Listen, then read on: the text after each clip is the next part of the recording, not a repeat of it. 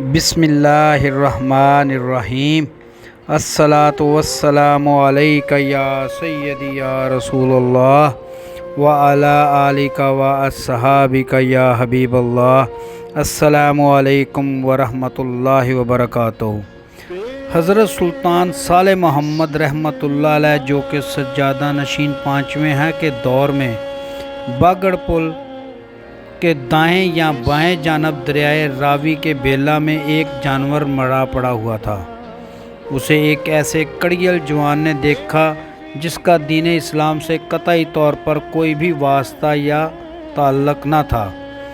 قوم چوڑا سے تعلق ہونے کی بنا پر اس کی نظر میں حلال حرام میں کوئی فرق نہ تھا۔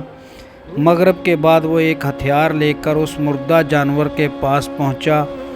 وہ اس کا کوئی گوشت کا ٹکڑا کاٹ کر گھر والوں کے لیے لے جانا چاہتا تھا۔ اس کا نام جہانہ تھا۔ مردہ جانور کا ٹکڑا کاٹنے کے لیے جہانہ چوڑا نے جب اپنا ہتھیار چلایا تو آواز آئی اوہوں۔ وہ رک گیا اور ارد گرد دیکھنے لگا مگر اسے کوئی شخص نظر نہ آیا۔ اس نے ہتھیار دوبارہ چلانے کی کوشش کی تو پھر آواز آئی اوہوں۔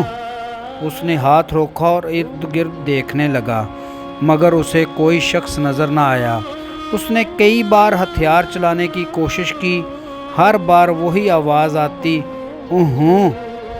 وہ خاصا حیران بھی ہوا اور پریشان بھی کہ جب بھی میں ہتھیار چلانے کی کوشش کرتا ہوں باروب انداز میں کہا جاتا ہے اوہوں مگر کوئی شخص نظر نہیں آتا۔ تھوڑی سی سوچ بچار کے بعد اس نے کہا تو جن ہے یا انسان، جو کچھ بھی ہے میرے سامنے آ۔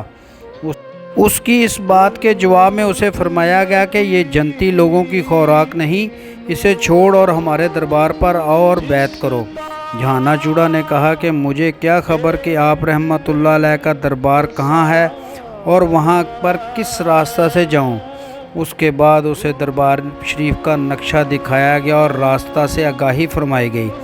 جہانہ جانور اور ہتھیار چھوڑ کر دربار کی جانب روانہ ہوا۔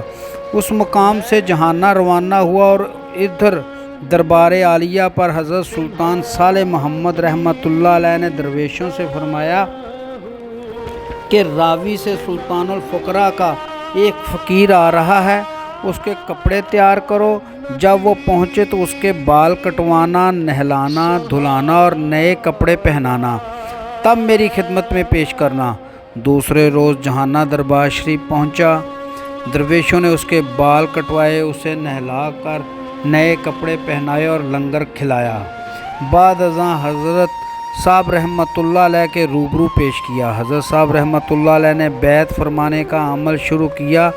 اسے کہا کہ کلمہ پڑھو مگر اسے تو کلمہ آتا ہی نہیں تھا۔ کافی محنت کے بعد اسے کلمہ اور درود شریف پڑھایا۔ یوں حضرت صاحب نے اسے بیعت فرمایا۔ اس نے تمام عمر دربار عالیہ سے متعلقہ خدمات میں ہی گزار دی۔ ان کا مزار بھی دربار شریف کے قریبی حصہ میں بنایا گیا۔ کلاچی ضلع ڈیرہ اسماعیل خان کے رہائشی فقیر نور محمد رحمۃ اللہ علیہ کلاچوی نے حضرت سلطان باہو رحمۃ اللہ علیہ کی چند کتابوں کا اردو ترجمہ کیا۔ دوران ترجمہ کئی بار ایسا ہوا کہ انہیں کسی مقام کے نفس مضمون کی سمجھ نہ آتی تو دربار معلیٰ پر حاضر ہوتے اور سجادہ نشین سے عرض کرتے کہ مجھے یہ نفس مضمون سمجھائیں۔ حضرت صاحب رحمۃ اللہ علیہ درویشوں کو حکم دیتے کہ میاں جہانہ کو بلاؤ۔ جب میاں جہانہ آتا تو چند قدموں کے فاصلہ پر ہی ادب و آداب بجا لا کر ہاتھ باندھ کر اور آنکھیں بند کر کے کھڑا ہو جاتا۔ عرض کرتا کہ حضور کیا حکم ہے؟ حضرت صاحب رحمۃ اللہ علیہ فرماتے کہ مولوی نور محمد کلاچوی کو حق باہو رحمۃ اللہ علیہ کے فرمان کی سمجھ نہیں آ رہی، اسے سمجھاؤ۔ میاں جہانہ کلاچوی صاحب سے کہتا کہ پڑھو کلاچوی صاحب۔ حق باہو رحمۃ اللہ علیہ کے کلام کا وہ حصہ پڑھتے۔ میاں جہانہ وہ سن کر کہتے کہ میں جہانے چوڑے نو تاں کچھ پتہ نہیں، یعنی میں تو جہانہ چوڑا ہوں، مجھے کچھ علم نہیں۔ لیکن حق باہو رحمۃ اللہ علیہ اس طرح فرماتے، اس کلام کے اس حصہ کی تفصیل اچھے طور پر بیان فرماتے جسے سن کر کلاچوی صاحب رحمۃ اللہ علیہ مطمئن ہو جایا کرتے۔ دربار عالیہ حضرت سلطان باہو رحمۃ اللہ علیہ کے سجادہ نشین پانچویں قبلہ حضرت صالح محمد رحمۃ اللہ علیہ کے دو فرزند تھے۔ بڑے فرزند کا نام سلطان نور محمد رحمۃ اللہ علیہ اور چھوٹے فرزند کا نام سلطان نور احمد رحمۃ اللہ علیہ تھا۔ چھٹے سجادہ نشین کی ذمہ داری سنبھالنے کا شرف حضرت سلطان نور احمد رحمۃ اللہ علیہ کو حاصل ہوا۔ آپ رحمۃ اللہ علیہ کی ولادت باسعادت 1846 عیسوی میں پرانا دربار پر واقع پردہ سرائے میں ہوئی۔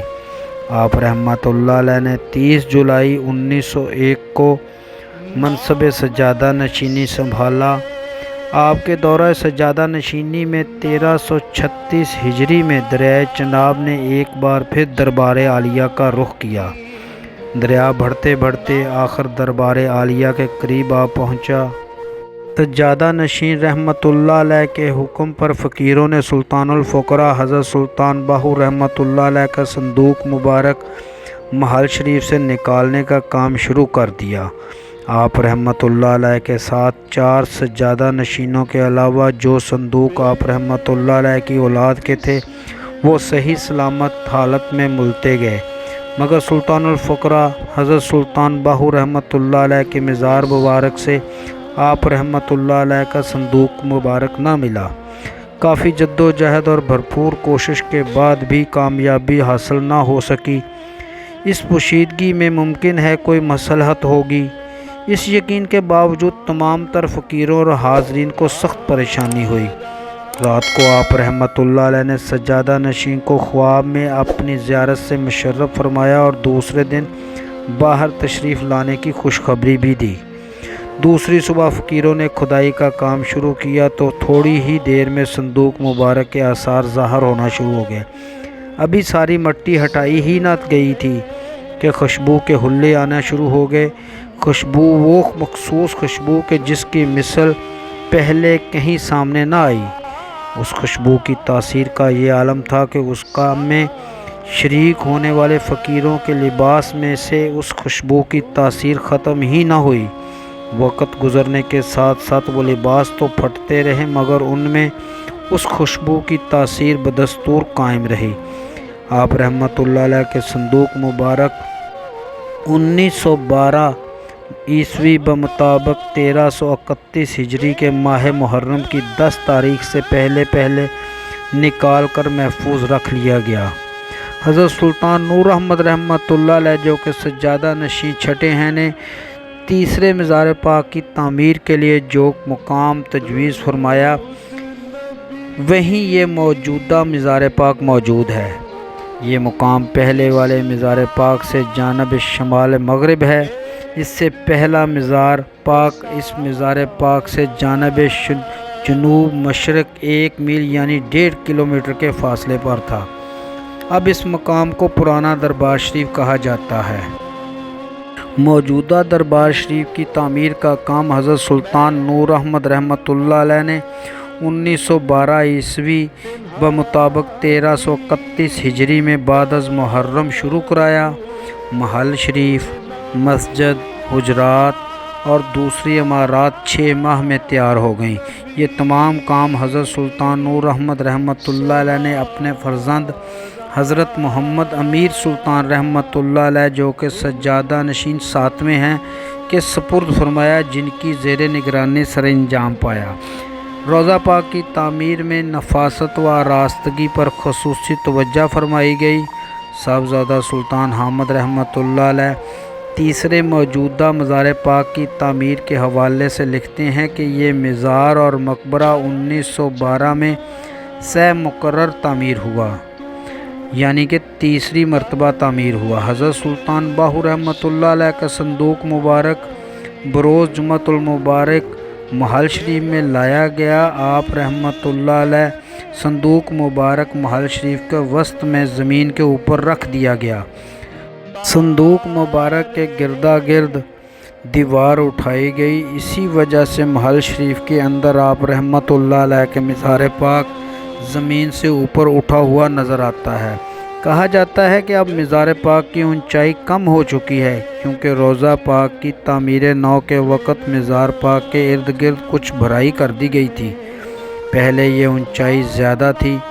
یہ روایت نوشہرہ وادی سونس کیسر کے حافظ غلام محمد سے منسوب ہے۔ اس کے راوی حضرت غلام محمد کے والد نور محمد مرحوم ان معماروں میں سے تھے جنہوں نے ابتدائی طور پر اس مزار پاک کی تعمیر میں حصہ لیا تھا۔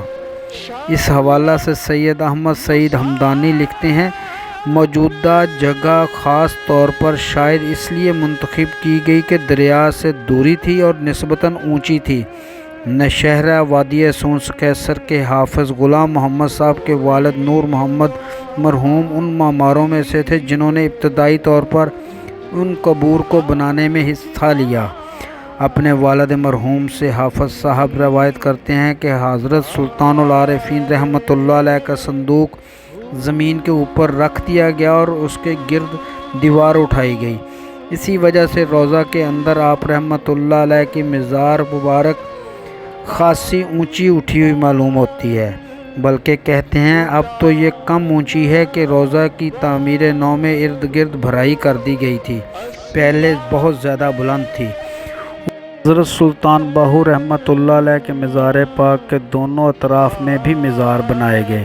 آپ رحمۃ اللہ علیہ کی اولاد کے جن بزرگوں کے صندوق پرانا دربار شریف سے لائے گئے تھے وہ ان دونوں اطراف میں دفن کیے گئے۔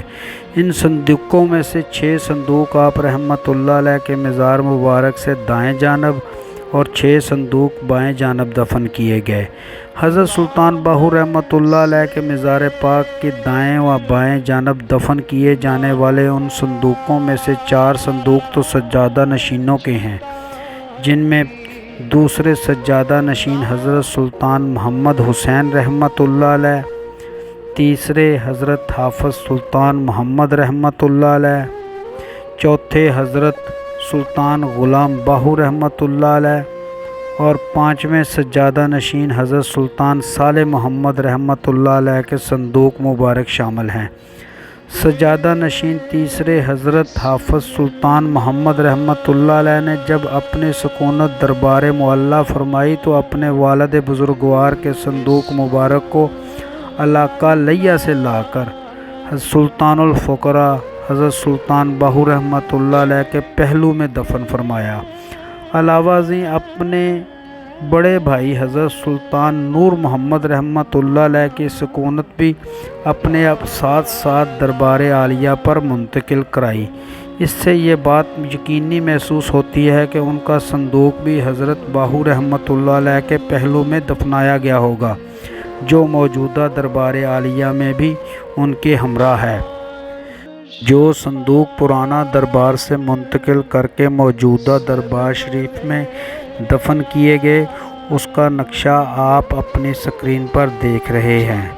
پرانا دربار شریف جہاں سے آپ رحمۃ اللہ علیہ اور آپ کے سجادہ نشینوں کے علاوہ فقیروں اور درویشوں کے صندوق نکالے گئے تھے، ان میں سے خلیفہ الاداد، خلیفہ سجاول، خلیفہ مست، حاجی خلیفہ، فقیر دائم، حافظ جام، میاں احمد کلاسرا، میاں مقبول فقیر، عطاء الرحمن اور فقیر سردار محمد ہیں۔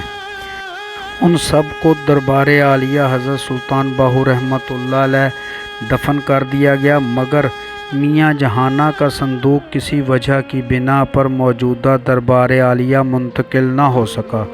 جن جن مقامات سے صندوق مبارک نکالے گئے تھے اس ساری قبروں کو بند کر دیا گیا تھا، جن کا اب کوئی نام و نشان نہیں ہے۔ پرانا دربار والی جگہ پر جو مزار ہے، جسے عاشق لوگ آج بھی سلطان باہو رحمۃ اللہ علیہ کا پرانا دربار کہتے ہیں اور زیارت کے لیے جاتے ہیں، حقیقت میں وہ دربار یعنی قبر مبارک سلطان باہو رحمۃ اللہ علیہ کی نہیں بلکہ میاں جہانہ کی ہے۔ حضرت سلطان صالح محمد جو کہ سجادہ نشین 5ویں ہیں کہ رحمۃ اللہ علیہ کے فرزند حضرت سلطان نور محمد رحمۃ اللہ علیہ، جن کو بچپن ہی میں ولایت کی دولت نعمت ہاتھ لگ گئی تھی اور انہوں نے جوانی ہی میں 39 سال کی عمر میں 25 جمادی الثانی 1296 ہجری سوموار کے روز اپنی جان اللہ تعالیٰ کے سپرد کی۔ ان کے مقام و منزلت کے حوالہ سے مناقب سلطانی میں لکھا ہے کہ ان کا مزار بھی دربار معلیٰ میں تبدیل کیا گیا۔ امید ہے آپ کو آج کی ویڈیو پسند آئی ہوگی۔ آئندہ ملیں گے ایک نئے موضوع کے ساتھ، تب تک کے لیے اپنا خیال رکھیے گا اور اپنے میزبان خالد قمر کو اجازت دیجیے گا۔ اللہ حافظ۔